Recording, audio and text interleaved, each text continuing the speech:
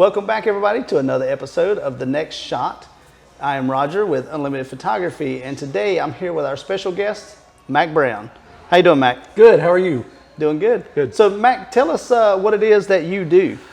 Well, I'm a portrait, glamour, and music photographer, and just getting my feet wet with videography. That's about it.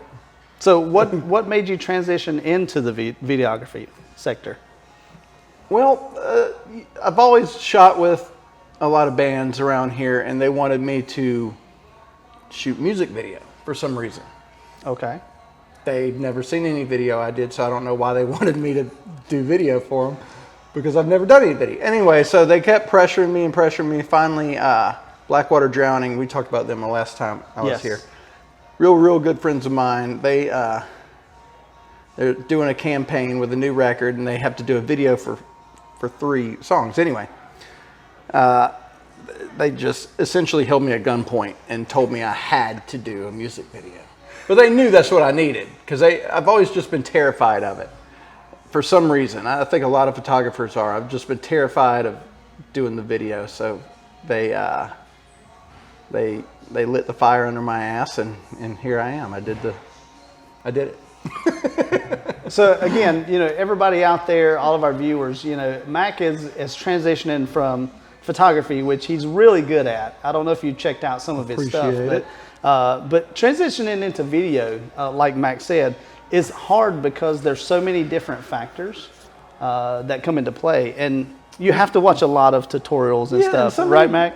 A lot of people, I guess maybe it is second nature to a lot of photographers, but to me it wasn't, because I feel like the big misconception is it's a camera, everything still works the same, but no, it doesn't. Like the shutter speed and all that's completely different than with photos. It does different things, and it's completely relearning, and I wasn't prepared for that. I kind of went into it, like I said, I was scared of it. I didn't know why, but I found out why. Yeah. Because I did everything I thought I knew, I didn't know. You know what I mean? Right. And right. I had to learn it, but we're getting there. So, learning this transition from photography into videography, what are some of the things that you would tell others that are pretty much in the same situation that you were in about transitioning into videography, and some of the things that you may have learned along the way, or that you think you may have failed at, or you tried and it really worked? So what are some of the things you would tell those people? Well, just to practice. I didn't practice as much as I should have before I got into, like I said, I was just pressured, and that's okay. People were just pushing me, let's do this. Me being one of them, I was doing it to myself. Let's just get in here. The best way to learn is just to jump in head first. So that's what I did. And I'm just now kind of learning a lot of it. Right. So I guess my advice really just to be, take your time, and I don't know, just don't rush into it like I did. Even though it kind of worked, but maybe maybe that's the thing, So kind of give us an idea how you started with like equipment, and is there certain things that you liked or you preferred over something else when you first got started? Well, I used my main camera that I use for photography, Sony A7 III, and I was always told this is a great camera for video as well. Right. So I used it. It's so funny because I've had that camera for like 3 years, and that was the first time I ever put it in video mode. I'm telling you, I've never done video ever. Like, I've always been terrified. You were that scared of it. Yeah, I never even put it in video mode ever. Yeah, ever. Anyway, so I did that. I already had all of my modifiers for photography, all the Bowens mount modifiers. So I got some of the Godox video lights. Right. What is it? The SL or 150 and the 200. The LED lights. That's really all I went into it with. Just my camera. I did buy a little cage so I'd look cool. Right. And it's a good grip, better than holding the camera, right? It helps. So I used that's really it. I didn't spend a lot of money up front. since then I've gotten a little stuff here and there. Right. But, you know, I've always approached photography the same way. I don't have a lot of gear. I mean, well, some might argue that I do, but Yeah, I don't, of course. I don't feel like I do. Just a few strobe lights, and I do go modifier crazy. I got way more modifiers than I probably need. So to me, I don't know, I like shape and light. So I'm still trying to learn the best way. And that's another thing with video. You light stuff completely different than you do for photos. And This is true, yeah. completely different. And so I'm still trying to get used to that. But yeah, as far as gear, just I bought a couple extra lights and that's in a cage. That's really about it. Good deal.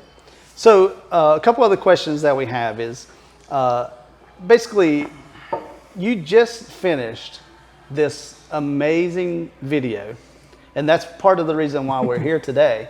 So tell us a little bit about this video called Snake Juice for Blackwater Drowning. Now today I checked it as of I got it 4 days. It's got over 17,000 views. So honestly, for the viewers out there, checking now to see what this is really crazy. And like I say, he was very skeptical about shooting video, but now he has a video it's possibly gonna blow up as one of the bigger videos possibly for the band. 18,000. So it's at 18,000 now. So again, all the viewers out there, if you have not seen the video for Snake Juice, Blackwater Drowning, it's their newest video, right? Yes. So go check it out, get some likes, leave some comments for Maq and the band. And Maq, kind of tell us a little bit about what went into the video process there. I said I wasn't going to get long-winded, but I will with this one. But That's fine. so with this, it's funny. We're at a brewery now, Lake Norman Brewing. But Yes. Thank you, Lake Norman Brewery, by the way. The day we decided, all right, so it was a couple days after they finally lit the fire under my ass saying you got to do the video. I'm like, all right, let's meet at Petty Thieves Brewery in Charlotte. Okay. So we all met there, and when we were there, we noticed they had this secret room, which you see in the video. Yeah. And I'm like, holy cow. That was my PG Yeah. wording for you. Holy cow. I didn't say that. But I'm like, we should do it here. So I went and asked the beer tender if we could shoot videos there. And he's like, well, you'd have to ask the owner, which was there. So I asked Ted if we could do the video there. And he's like, yeah, the only issue is you have to do it in a week. Or I'd have to wait a lot longer. Right, but they're in a hurry to get it done. He's like, you can do it next weekend, and you have to be done, I think he said by like 11 in the morning. Okay. I was like, okay. I said, well, when could we get here? And he said like 7:30. I was like, okay. So then began the pressure, because I know video shoots usually take all day, if not multiple days, all day. Right. They take weeks to months sometimes. Just to film it. Just to film it. And I'm like, how am I going to do my very first music video in 2 hours? So, I mean, I have to get all the gear in, which, as I already told you, isn't that much, but still, get it in, set it all up, test shots, get everything how I want it. Shoot the video, the intro to the video, and break it all down and get out in 2.5 hours. So we did it. We went through the video, I think, the song like 10 times. Again, it was just handheld. And I approached it in a way, I knew that I didn't know what the hell I was doing. Right. So I made it kind of sloppy on purpose. So I did it kind of handheld on purpose, kind of shaky camera, because I know I knew if I tried to make it just real perfect and clean and smooth, Yeah. it ain't gonna happen. Not gonna work for that style because I didn't know what I was. music, yeah. Well, just because I didn't know what I was doing either. Oh, okay. So That makes sense. I'm like, I'm just gonna be honest with myself. I'm gonna get here just with a damn camera and shake it around and record the video. But as a photographer, I know angles, and especially this band. I know this band. I know what they're gonna do during certain parts of the song anyway. And so we just went into it just as a simple band performance video. No, theme or concept or anything like that. Just a band in this room rocking out. Right. That was it. The only little intro we did, we had good friends of ours, Bobby and Catherine, just do a little Twin Peaks thing at the beginning because the brewery is very Twin Peaks themed. So we had them come in and do a little something like that. And then at the end, when that secret room door shuts, Ron, the guitar player for Blackwater's brother, passed away. And so we had some picture frames on that. I want to do a little memorial tribute thing for him at the end of the video. That was really cool. And that was it. And then video over. So actually we got in there, I filmed it all, and we got out of there on time, like by the minute. We're Down to literally the walking wire. out as all the yoga people are, because that's why I wanted us done, because yoga class was starting Gotcha. from 11 to 12, and they didn't want death metal in there playing Gotcha. for the yoga, which I don't know, I would do yoga to death metal. So possibly your next project will be yoga death metal. So if you guys hear this, Maq Brown just admitted that, okay? All right, so Mac, so the video, a big success. I want to congratulate you on the video. Appreciate it. So everybody, again, go check it out. Snake Juice, Blackwater Drowning's video by Maq Brown. Also, what we want to talk about is the video style. I know you said it was just to go in and kind of shake the camera, but Yeah. Who inspires you, or what kind of videographer, or what have you seen that inspires you to do videos, like music videos that you're starting to trend into now? Well, I've always been a big movie guy, even with photography. Like my inspiration always came from movies. Again, I think we might have spoke about that last time. I can't remember, but so I've always been inspired by movies. And as far as music videos, I'm an old head. I'm 45, so all my stuff, like my inspiration comes from the 80s and 90s music videos. To this day, I still think the 90s had the best music videos. Yeah. Regardless what you think of the music, I felt like the videos were the best. So I really like a lot of the 90s, like grunge and alt rock music videos. They're artsy to me, and I feel like today it's just kind of, I mean, there's great stuff out there today, but for the most part, I don't know, like nothing really does much for me. But movies, a lot of the, like the A24 movies, like Hereditary and Midsommar, just stuff like that, just, I don't know. It's hard to explain how that transitions to music videos, but a lot of that really inspires. I mean, it makes me think outside the box. So I have a few other things that we're going to do that's very almost horror based, that will get more cinematic for a music video. Right. Because ultimately what I want to do is short films. I hate using the word film when I'm using a digital camera. Anyway. I get it, yeah. But nowadays, I mean, if you don't film on a digital camera, I mean, I've actually passed up $2,000 Sony cameras at Biggs because just picking it up, it has like 50,000 functions on it when you can pick up a DSLR and hit one button and you're already ready to go. So I totally get it.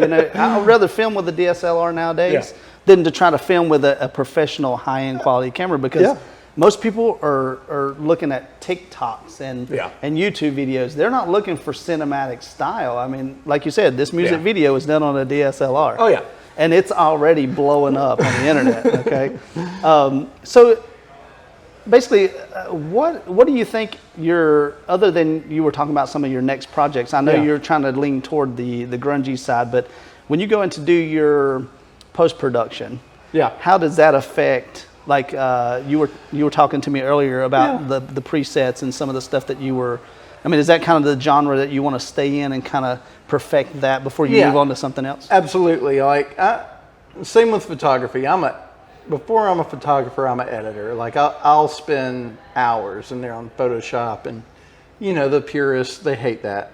They say you're not a photographer, you're a graphic designer. Hey, listen, it's artful no matter what it is. But that's how I've noticed, because I've done 2 music videos so far, and so I've noticed that's how I love just getting in there and editing and color grading, and just learn. At this point, I'm still just learning the video stuff. But I love it. That's what I really enjoy doing, is editing. But yeah, Final Cut Pro, and yeah, you're talking about the plugin. So what I'll do, I use some of the motion VFX stuff. That's pretty nice. Right. It's high end. Like they're kind of expensive, but it works great. So I keep using it. And like I was telling you, right now I'm learning, well, I'm slow with videos. I'm learning how to go into Apple Motion and create my own plugins and digital effects through there. So, you know, like I said, right now I'm just learning more editing, and I'll be doing that for the rest of my life. Same with photography. You always learn editing. That's it. And a lot of our viewers out there are the same way. You know, they're in a hobby slash. It's not a professional side. Yeah. I would say. You know, we don't have a lot of subscribers right now, but that's what we're trying to do is build it up to where we're trying to say, hey, you know, this is a guy that didn't like video, was scared of video, but now he's got a video that's blowing up because he took that step, he took that leap into videography, and now he's learned so much from just playing around with it. Yeah. So again, you know, congratulations on the video. Thank you. But I know there's a lot of people that you would like to maybe thank or that support you. So kind of give us an idea of who pushes you to do this other than the band saying, hey, I want you to do this video for me, you know? Well, ultimately it is, luckily I have amazing supporters, so they always are pushing me, especially in the music community. Right. They're always pushing me to, you know, just to do the damn thing. Right. And so that's what I do. You know, of course, my wife and my family, they're always supportive of what I'm doing, and they might not necessarily always understand what the hell I'm thinking. Right. But they're like, same thing, just do the damn thing. So I do it. But mostly, I mean, the guys in Blackwater, they, you know, I know you said not the band, but those are my people. They're my best friends, and they push the hell out of me on a daily basis. So, and they knew that I really needed them to push me during that time. So I did it. They needed me. I needed them. Right. So, I needed to start doing music videos, and, you know, and I knew I wasn't going to do it with anybody else, my first one except them. Right. So I went ahead and knocked it out. But yeah, well, good luck to you in the future, because I know you have a talent that is going to push the music video, especially toward the bands, not only Blackwater Drowning, but some of the other bands that you may want to work with. So hopefully they'll be able to see this and see the kind of work that you're doing and the amount of passion that you're putting into it. Absolutely. Again, we would like to thank Lake Norman Brewery for letting us use this event space. Mac, I know you're a big fan of Lake Norman Brewing as well. Hey, you need another. I do need another one. So again, guys out there, if you're struggling trying to figure out if you're going to transition into video, if you've never switched into that video mode, like Max said, just do the damn thing. Do the damn thing. Do the damn thing. And let's get it done, okay? So again, Mac, I want to thank you and continue great success, and I hope everything goes well with this video, and maybe we'll go viral with this thing. You know what I'm saying? So you never know. Like I say, this could be a big hit. Yeah, right. You never know. You know, it's funny you said viral. So Blackwater, they just went viral with Aria swinging an elephant trunk around her crotchal region. Okay. Anyway, well, there you go. That's another video that you may have to check out. So, Mac, again, it's been a pleasure, man, and hopefully we'll be able to do this again more often. Guys out there, again, you know, thank you for joining us with this video podcast that we're doing, and we hope to see you guys soon. Again, until next time, keep shooting.